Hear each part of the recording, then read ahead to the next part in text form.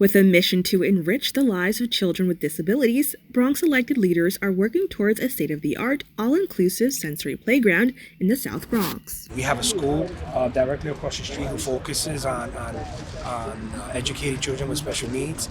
And when we walk around throughout our communities, we really don't have many playgrounds that would accommodate them. The Daniel Boone Playground will see a $12.2 million makeover.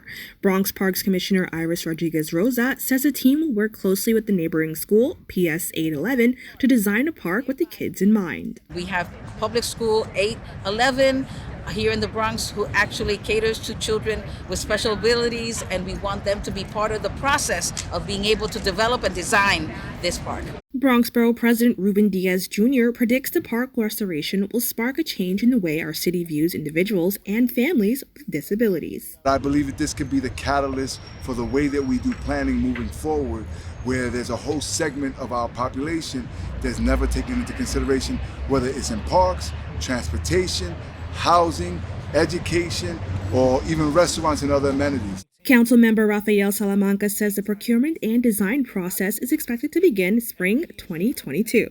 Reporting for BronxNet, Kibin, Alleyne.